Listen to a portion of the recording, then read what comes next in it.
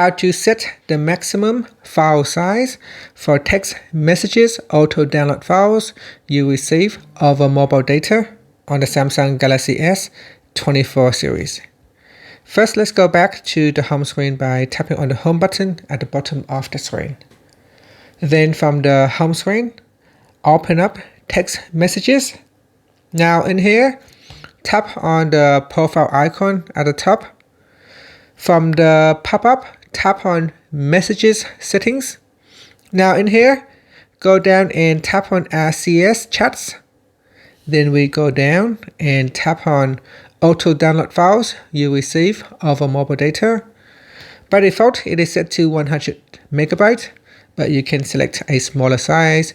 So it says 24 megabyte. Anything above that will not be automatically downloaded. You will need to manually download them should you choose. Now after that, you can tap on the back key to return back to your messages list, or tap on the home button to go back to the home screen.